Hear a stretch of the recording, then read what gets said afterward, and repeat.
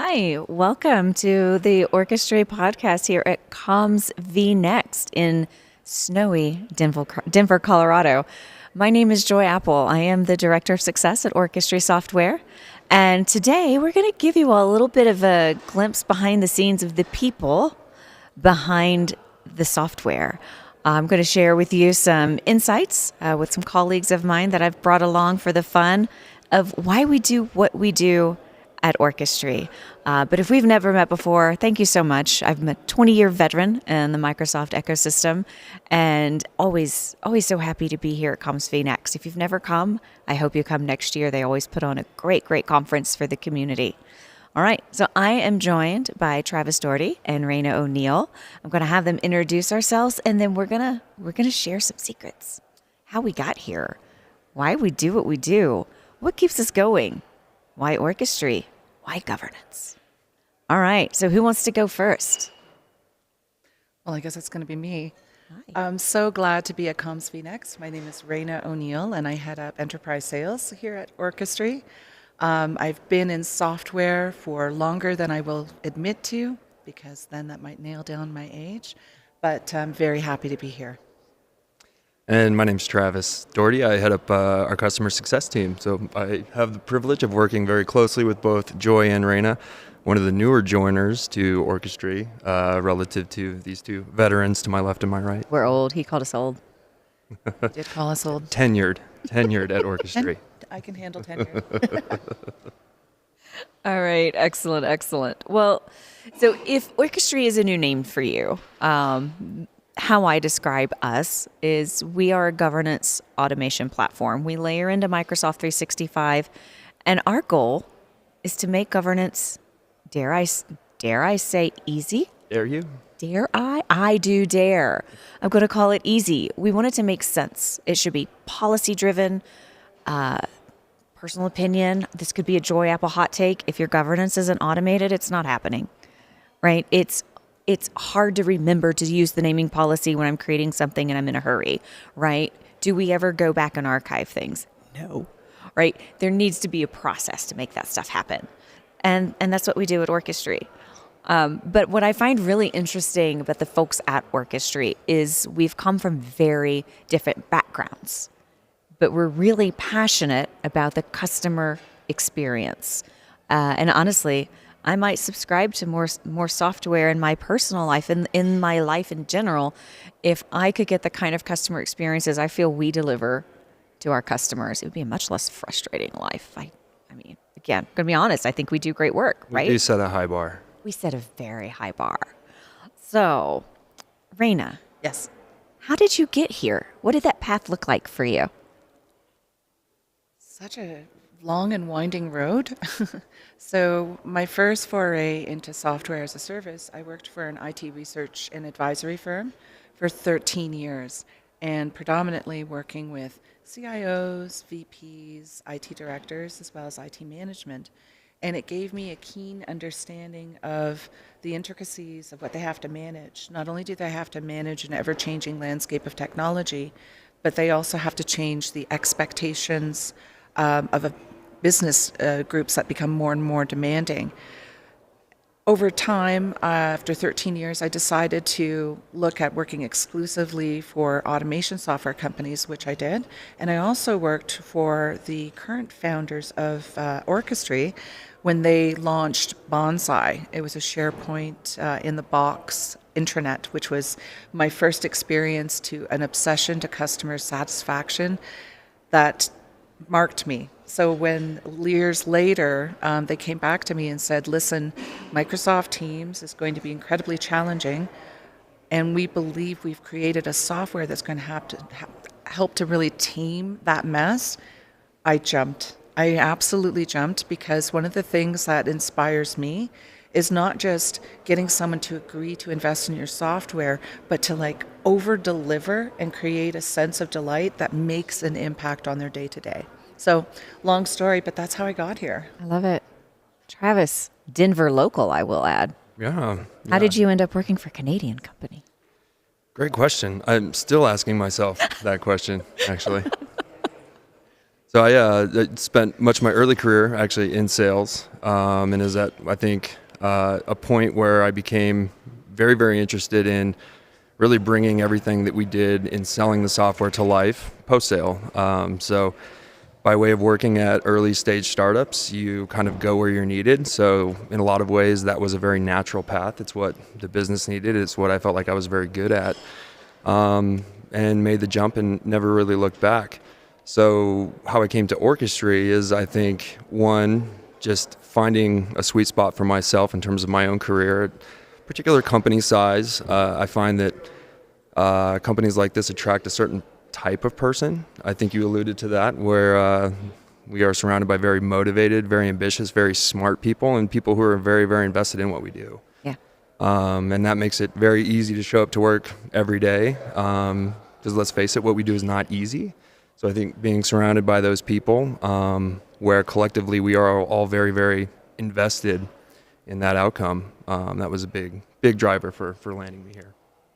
Yeah, I will say one of the common personality traits that I've noticed with my friends and colleagues at Orchestry, from the most customer facing of us down to the most introverted, dare I say, behind the scenes engineer who's building amazing functionality for our product, I think we're all a little crazy. In a good way. A little. I mean, I think we're all crazy. There is almost this I can't stop obsession of making sure, like, what's David's new fancy title? I believe he is the head of product. Head of product. Or visionary. Oh my goodness. David Francoeur is obsessed with making sure that this product is doing exactly what our customers need. And he comes from a background of, I think, some development on the SharePoint side, but consulting, right? Being in the trenches with customers of the Microsoft products for years and years, right? So he has that empathy, he has that experience. He's lived the pain, right? Many of us have lived the pain of trying to make these things work, not just for the business, but for IT. And that's a very complicated dance to make that work seamlessly. So it really is a privilege to be surrounded by all these folks day in and day out. What's funny is with that level of kind of energy and obsession, we don't exactly get on each other's nerves, and that's amazing. It's like we continuously find ways to mesh and make it work. And there's some days, like Travis, sometimes we might be on 6 meetings together in the same day. We know each other's jokes. Even the bad ones. Even the bad ones. Especially the bad ones. The bad ones are our favorite ones. Yes. That might be all we have, actually. Right. But I do think it's fun to be on the customer facing side. I think we're all problem solvers too. Because Raina, sales in software, I've learned so much from you. But because I just kind of see myself as like a gunslinger out there just doing the fun stuff and just bouncing off the walls. You sit down and you walk our customers through a very methodical, very well thought out conversation. You know, I'm so touched that you actually laid it out that way, because it seems in today's sales practices, everything is a playbook. Everything is, if they say this, you say that. And at the end of the day, I want to have a conversation to better understand what is the hard thing that they are trying to solve for. Why do they need to solve for it? What happens if they don't? And the only reason that I can help them is to identify what that issue is, and then focus all of my efforts around any peripheral blind spots that they might have and how we can help. And if you don't have a conversation, and if you get too excited and jump into a demo without understanding whether or not you can even help them, that seems short-sighted. And what I love about the founders of Orchestry, Michael Paseric specifically, is that he wants that first level experience. He wants us to, and gives us permission to say, what you're trying to solve for is not something Orchestry can help you with. But here's another competitor that could, right? So at the end of the day, it's about conversations to unearth from like maybe a diagnostic perspective what the root cause is, and then how Orchestry can help them get to that state that they want to be at. And what's very nebulous in the wonderful world of governance is to stay there, because when you said if it's not automated, what's your What did I say? If your governance isn't automated, it isn't happening. exactly. And I believe governance needs to be a living, breathing thing that doesn't just focus on the technical aspects, but also on the people and process. And that is why I love Orchestry, is because it focuses equally on the people that need to adhere to governance as the people that are dictating what that governance should look like. And I'm going to speak, Travis, I want you to chime in here because you've been doing success motions, post-sales motion, for much longer than me. But when she said, we want to make sure that we can actually address the problem, because if we can't, it doesn't make sense to lead a customer down. And I would say thank you to that, because if we bring a customer in, actually a prospect in to officially be a customer, and we can't do what they need, that makes our job really hard.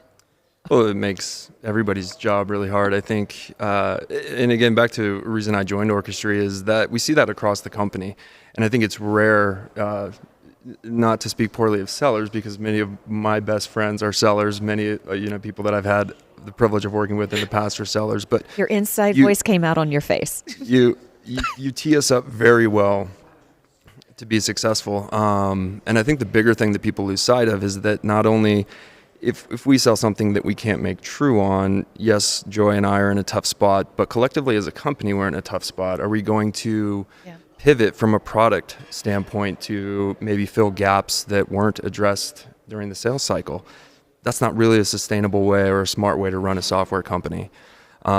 So it really is everyone kind of rowing the boat in the same direction so that we know, yes, this is a good fit, and that once they land with us, we have a very clear picture or roadmap, if you will, of here's the things that we are going to do to get them the outcomes that they came to us for in the first place. So as corny as it sounded, it is truly a team effort, and I think we do that really, really well, and it shows in just how well we're able to show up for our customers.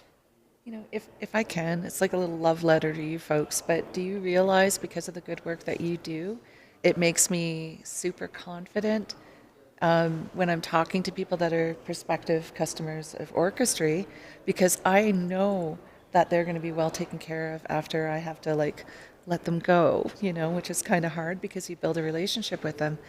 But the other thing that I love is both of you are always soliciting feedback from our current customers, and that's what drives our innovation. Not because we think it's wackadoodle cool and we want to do it, but it's because, again, it's something that's hard for our customers, and that becomes prioritized. Yeah. So you guys do a really good job of listening and actually caring about them, and that's why I love it. Makes it easy to do what I do. I think we joke sometimes. I think maybe we care too much sometimes, because there can be we go through some motions, and we'll talk to product and we'll talk to engineering. Like there's this thing, and it's like you take a deep breath because customers understand. It's like if my Roomba does something funky, I'm probably not going to be able to get on a call with the product manager at iRobot and have a conversation about the software that my vacuum is running, right? So it's like, okay, let me take a breath. We're going to work through this. We're going to do great work. But I think like my origin story coming to Orchestry, I had SharePoint farm admin, trainer, consultant. But then Michael and I knew each other because Orchestry. And we started just having a conversation. And he's like, you just need to come to Orchestry. I was like, I'm going to say this. I'm going to say this. I've said this publicly, and I've told this to Michael to his face. I was anti third-party software before Orchestry. Microsoft was hard enough. There's so many admin centers. There's so many settings. There's so much to know. There's so much to configure. Why on earth would you layer on something else? And I have trauma. I had some bad third-party software that just complicated my customers' lives No, don't need it, don't want it, not interested, move along. So I was like, oh, Michael, I'm a consultant. You're making a product. What on earth would I do for you? He's like, what do you want to do? This was early days, by the way. This was like the company maybe had 6 employees. Oh, the OG 10 days? OG, baby. So he's like, well, let me think about it. And I said, well, as you think about it, I need to be somewhere where people and technology come together. It's like my superpower is translating very complex things into actionable processes, simple ways, right? My Stephanie Donahue, I used to report to her in my consulting days, and she would be like, you have this customer whisperer persona that you can put on, and they all know it's going to be okay, right? So I love that. I love to be in the tech and with the people. So Michael comes and he's like, you're going to help us build a success team. I was like, I've never even worked at a company that had a success team. He's like, me either. It's going to be great. Right. But I knew Orchestry was built by people that had been in the trenches, that felt the pain, and they were there, as you said, Raina. They were seeing COVID days, teams, people just dumping content into teams. It was chaotic. I can make this better. I can make this better. I can solve this problem. And I was employee number 9, which is so weird to look back on now and go, oh my gosh, it was crazy. We've grown so much, but we've grown strategically over the last almost 4 years that I've been with the company. And we brought in an official head of success that actually knows. Bum, bum, bum. Right, it's amazing. He knows what he's doing. It's fantastic. At least he acts like he knows what he's doing. So the magic, I think, behind all that is really interesting. And it's still odd to me to go, man, I'm working at a third party software company. It's like I'm on the dark side now. That's okay. I've always been team dark side. So I guess that fits with my persona. Only a matter of time. I know, right? One day I will give in. But no, I think it is kind of a magical way that we come from all these different angles and perspectives, but that allows us to meet those needs of our customers from those different areas. Let me see. I actually have questions here and make sure I stay on track.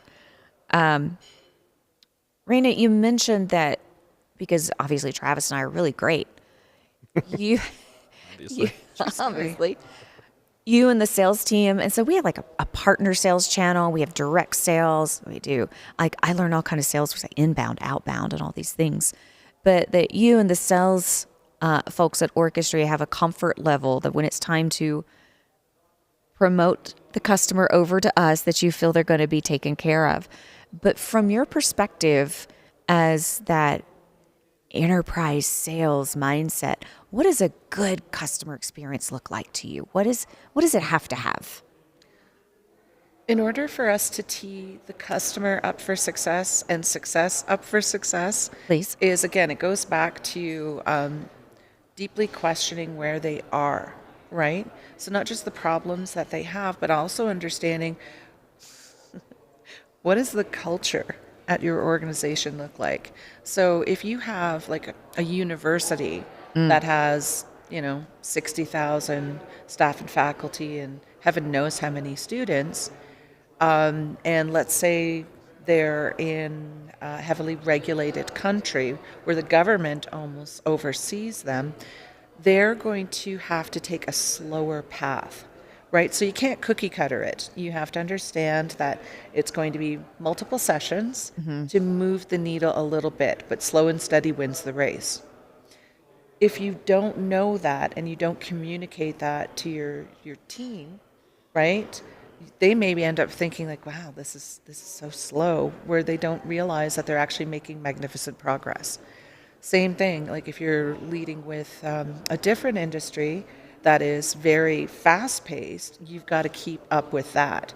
You have to understand, how quick can they get to yes in terms of things that have an impact tenant-wide, and you have to move at that pace. And that's the coolest thing, is that all of our salespeople really dig in to not only understand what's causing the problem, also understanding what the end state is, and understanding any political barriers or challenges that they're going to experience as they roll this out.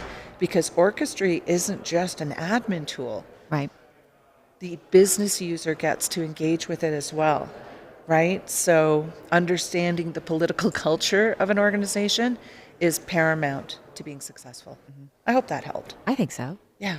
So, and Travis, I want to let you brag on the success team in general, because I think that'll tee into, like, from your perspective, what does that really excellent customer experience need to look like?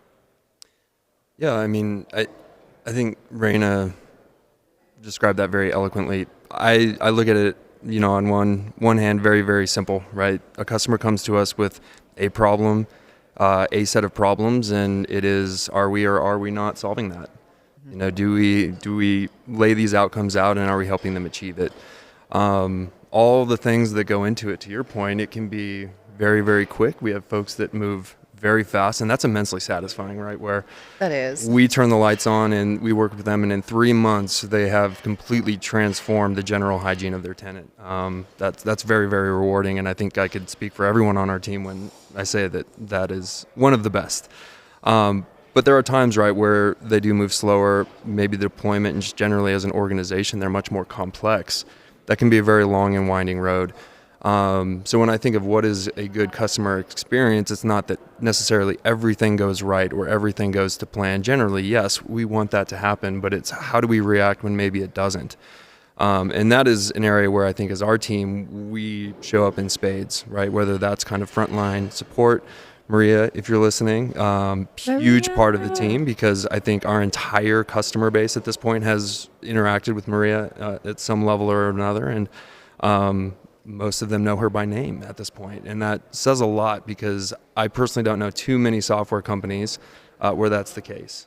Alex Henry, from a deployment and enablement standpoint, really it's I think everyone having that level of investment in, here's what this customer is out to achieve, and here's the things that we need to go do it.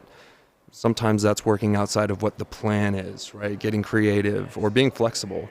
But at the end of the day, just making sure that, hey, this is the goal that they've come to us with, and one way or another, we're going to help them achieve that. So that to me is customer success. And if we're doing those things, the experience is as good as it could ever be, right? There's really not much more from a customer perspective that you would ask for. So, Yeah, I love that. And I will say, our success team, I say we're small, but we're mighty. So mighty. We have good impact, good reach. Like you said, I call Alex, he is our king of content. That man he owns our knowledge base, and he writes and creates beautiful, beautiful KB content. I think his love language is diagrams and flowcharts. 100%. It's so good. It's so good. And it's not shade, Alex.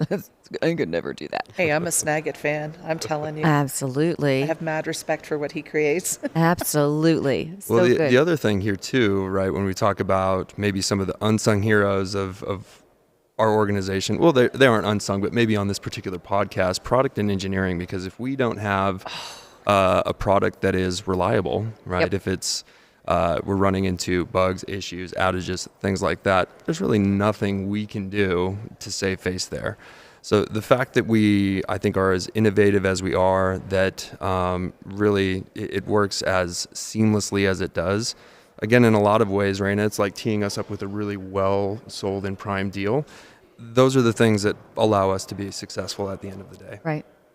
If I can I just give a shout out to our CTO, Sarah Wilson. Sarah is a Wilson. magician.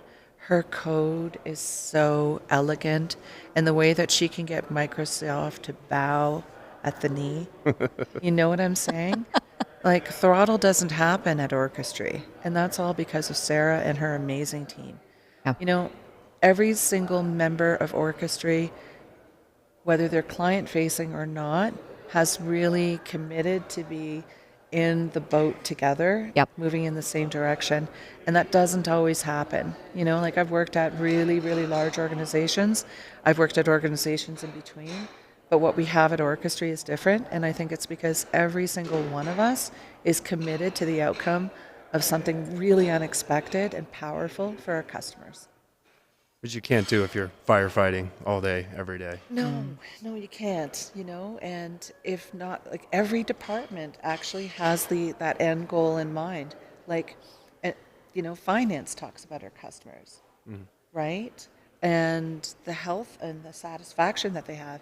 You know you're doing something different when customers sell the product for you, Oh, yes. right? And Yes. I'm just like, I might tear up, but I won't. It's not grab me a tissue Tito time, but it is really, really amazing when our current customers bring us new customers. I was at an event in the UK. I was there last year, it was the year before, but it was the year before. One of our customers over there came up to say hi, right? Because it's so great when you get to meet these people you've only been on Teams meetings with, right, face to face. So they came over, and a prospect had come up to the table. So I was doing a little bit, and the gentleman at our customer location, he was like, "Hey, I actually have Orchestry. I'm a customer. Let me give you my phone number or email me. Let's set up a call, and I'll show you how we've set it up and what we do with it." You have to clarify that I swear he's not on the payroll. I did. I was like, for the record, we've never met face to face before the day, and this was not planned. Like, he just walked up to say hi, might have swiped a bottle of maple syrup because that's our signature swag. But They're sweet. it's because we're so sweet.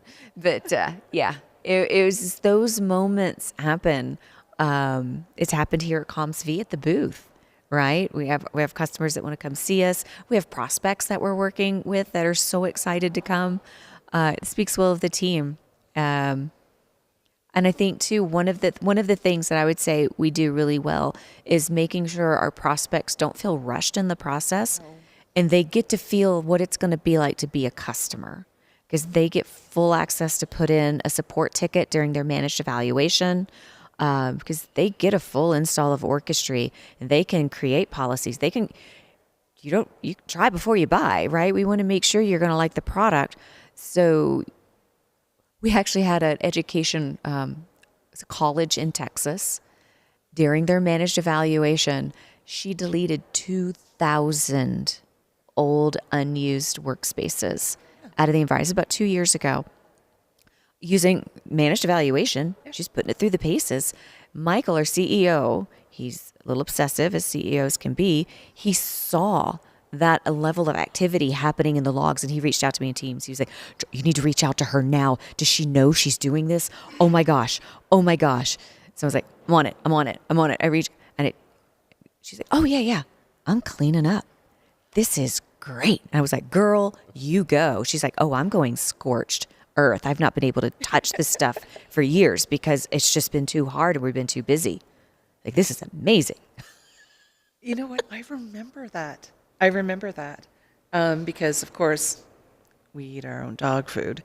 We're voracious users of Teams, and we're a completely remote company, but we always have our finger on the pulse, and in this case, are passionately obsessed with everything. CEO Michael Paseric was, like Joy was saying, was like concerned that perhaps she was doing something unexpected. Yeah. But no, when you have a managed evaluation with Orchestry, these things happen all the time.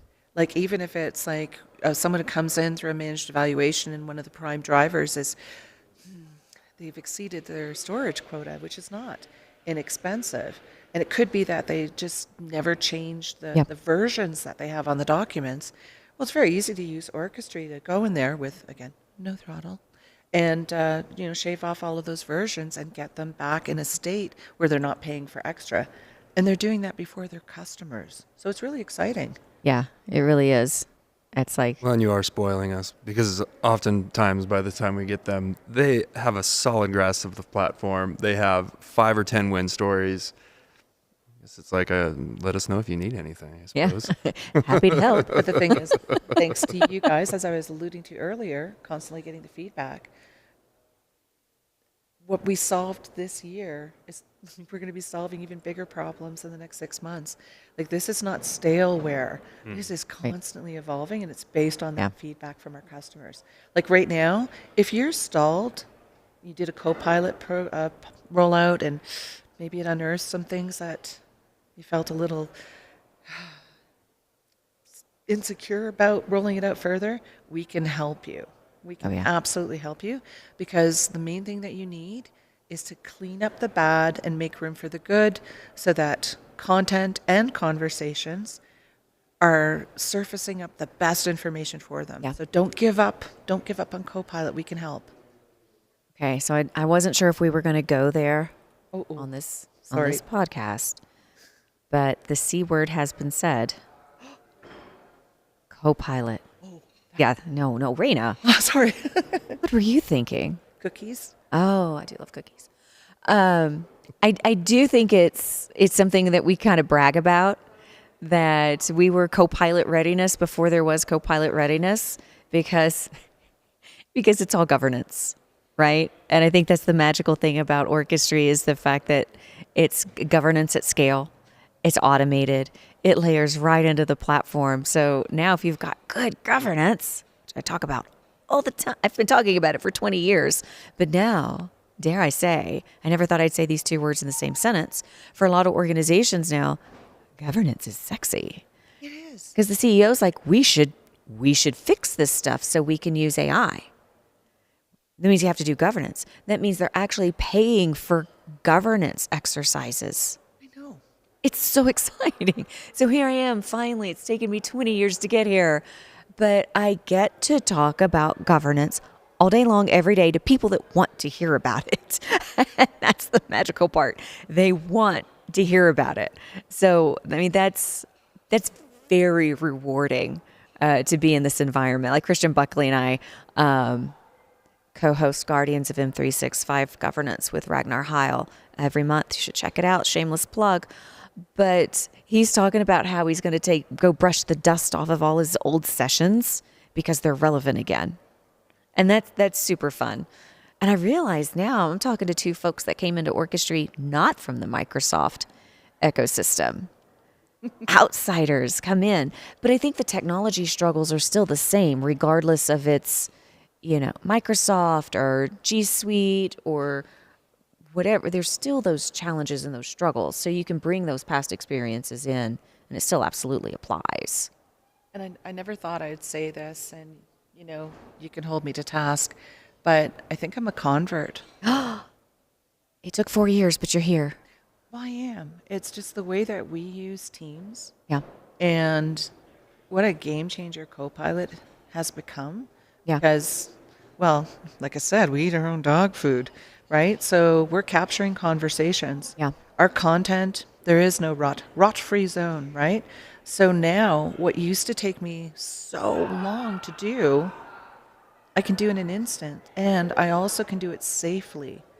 Like I'm not sweating bullets thinking that I'm going to expose customer data or, share something of Orchestry's that I shouldn't. It's Right.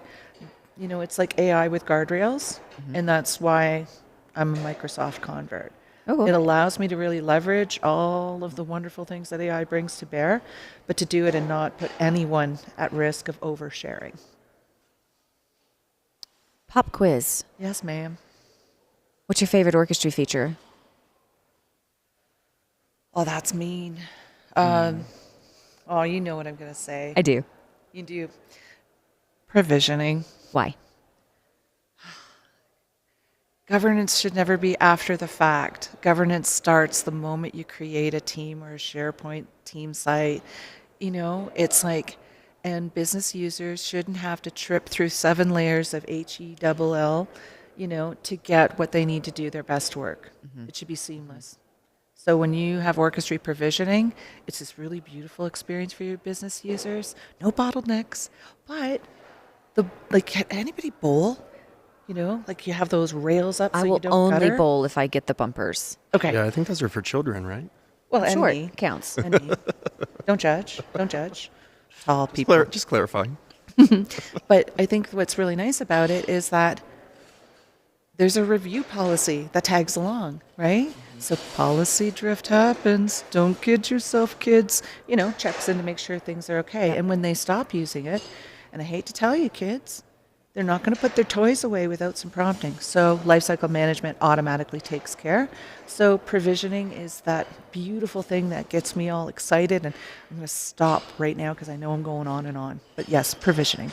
Right. Did she pass the pop quiz? She passed. Will you pass? Uh-oh. Well, she kind of stole my answer because Can't cheat. You can't copy off of her paper. well, I'm going to say why it was mine, and then I'll do something different. I also really appreciate provisioning because I am a Microsoft outsider, right? I did not spend a career in Microsoft like you have. So I think on one hand, that gives me a lot of fresh perspectives. But on the other end, if I were like our end users needing something, I don't even know where I would start to request that. What do I need it included Right. with those things? I don't know. So You that's just know what you need to do. exactly. So that to me is solving a very core problem that I think a lot of our end users could not really articulate, right? It's really bridging that gap. This may sound simple. I'm going to give a different answer now because that's not allowed. I just love our Copilot dashboard, or governance dashboard, as you sometimes give it the AKA. Specifically for the reason when we get a new customer and we are installed in their tenant and we open that up, the look on people's faces just to see these things laid out in a beautiful UI, mind you, but the level of detail, the level of organization, the level of clarity in terms of like, oh my God, this is clearly where we need to start and focus our priorities. I mean, that's been there all along for 5, 10 plus years. And only at that moment are they getting that kind of epiphany Right. by way of that visibility. And there's a lot of powerful things that you can do from that, obviously, but I think just that surface layer, here's what's going on, is pretty incredible to see that. And that will probably never get old, right? Flipping that switch on for customers. And there's a little bit of you call it emotional support we provide during that. Yeah. Yeah, we do provide corporate therapy free of charge. I mean, we're not licensed, just throw that out there. But if you need to talk about it, we're here. I've heard stories, Yeah, I've heard stories. and we can like tell them that they're there. It's going to be okay. We got you. Yeah. We're here with you. We've seen worse because we probably have seen worse. We've seen bad. So for me, my favorite feature is our recommendations. It's not a dashboard, so it doesn't have like that woohoo razzle dazzle, but it is a list of things that Orchestry is programmatically scanning for. Like you have 5 workspaces that are over a terabyte.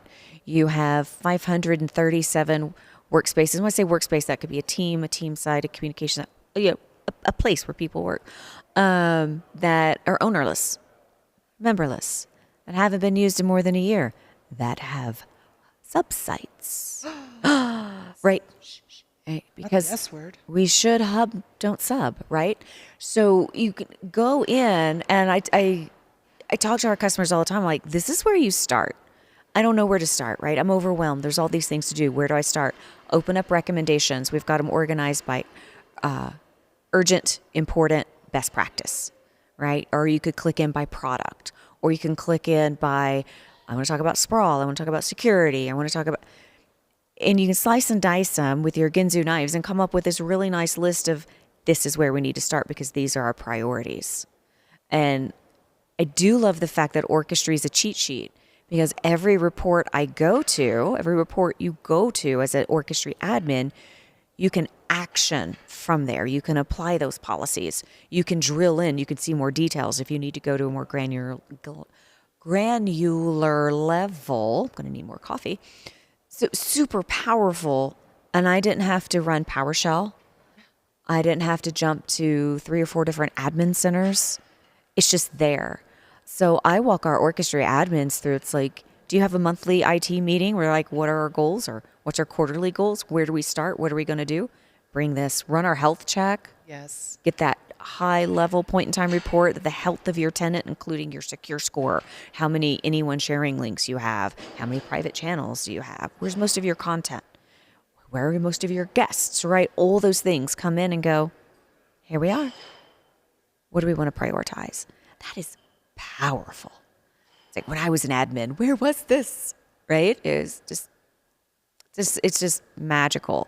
Now I will say, I do like it when I get to be the first person that's on a call with the customer and they haven't looked at their workspace dashboard yet. Yeah, that's so exciting. It's a fun one because we show total number of workspaces, break down by what they are, and then right next to that is your total number of inactive workspaces upon install. teams and sites that haven't been used in 90 days or more.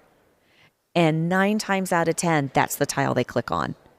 Because like, what's inactive? And we'll see workspaces that are, I think last week I saw some that haven't been touched in over 3,000 days. That's a long time. Sometimes there's like one document in there because somebody had a really good idea and they were going to do this thing. How many years ago was 3,000 days? Quick math. I don't do quick math.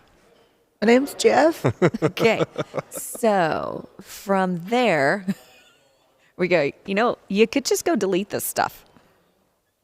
You could just dig in and get rid of it and clean up your environment, right from here. So, yeah, that's my super favorite. I think that's 2 favorites, actually. If we're I'm keeping leading count. this, so I get to have 2. Yeah, you're right. He's just been put in his box.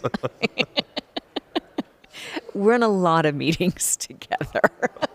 We do this a lot. This show does go on the road. Hey, look, it does. All day, every day. All day, every day. What else I like? Huh? I can. Well, I love the fact that we don't hold their content, hostage. say that I'm again. sorry.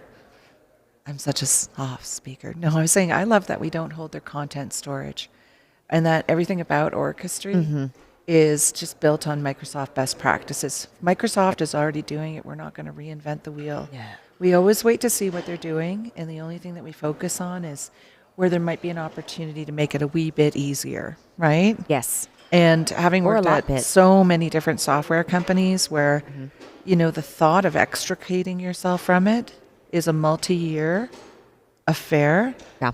I said I would never work for a company like that again. I want them to be with us because we're adding value every day. That's, aside from provisioning my first love, that's the other thing I really like. Okay. That's fair. Anything you want to add, Travis? No, I mean, I totally agree. And I think that's part of the fun and the challenge and the reward of everything Yeah. post-sale. It's that people come to us with a hope and a dream, and we keep them if we help them realize that. And if we don't, that's the ultimate litmus test, isn't it? Yes, and he has a crazy, fantastic renewal percentage. So very, very few people leave. Well, we're not saying it's Hotel we do. California, but it is pretty impressive. So- We have fantastic. It's teamwork, and that goes across the team, right? Like, I say this isn't even a joke. I say it like Maria. She leads our support. She's basically an honorary member of engineering because she gets to help with QA, and they like run down bugs together and all that kind of stuff. So she sees things coming down, and is familiar with them. So like she's queued up to answer those questions and be ready to respond. Alex has omnipresent. Everywhere, Maria's everywhere. all at once. And Alex works with product to make sure the content's written is ready to rock and roll. And sometimes we sneak stuff out if a customer needs it. Yeah, oh, well, we haven't published this article yet, but this is coming, right? So they can start to prepare their environment. So I think it is very, very collaborative team. Travis, I have a question for you.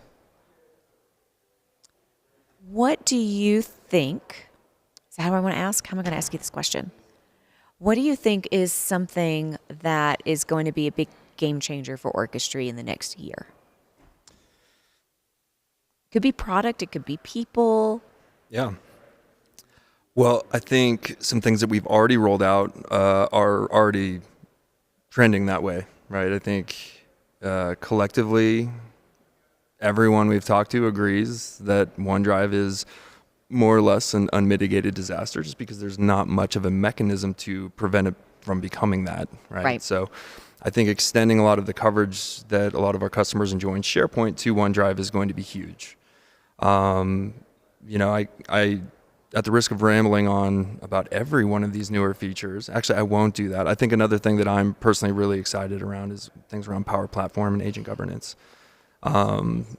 There's just things that we hear, and we don't tee people up for these. These are very organic conversations, and everyone, I think, is thinking about these things whether or not they are, kind of diving headfirst into AI initiatives, they know that is where the world is going, and now is the time that they either get right with that or suffer the consequences. So I think that's a huge opportunity for us as well as our customers, and it's I think something that we hear in almost every single conversation, whether it's the focus of that or not, it comes up. So I think that's going to be huge for us and huge for our customers. Love it. Raina, Did I steal your answer? tell your answer. Well, a little bit. So I'm really excited about Power Platform. But what I'm really, really excited about is agent governance. I see you out there. You squirmed a little, didn't you? But yeah, it's the wild, wild west when it comes to agents, spinning up agents. And I love that what we did was instead of just, creating something, Right. tick a box on an RFP, we decided to be very deliberate about what we were crafting Right. and wanted to wait to see what Microsoft was doing with Agent 365. And the other thing that I'm really excited about as well, which is coming very soon, is file level archival. I am a real nerd. I've just realized that. But yes, those are the things that I'm very You're in excited good about. company, I think. Oh, yeah, totally. Totally. You're in the right place. So I'm excited to see gosh, there's a lot of stuff, but OneDrive's my favorite application. I use it all the time.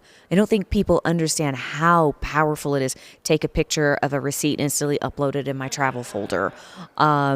I can't remember where Travis shared that one document. Was it in chat? Was it in a channel post? Was it in here? Did he email it to me? Because, he decided to kick things old school. Like, where was the thing? And I don't know either.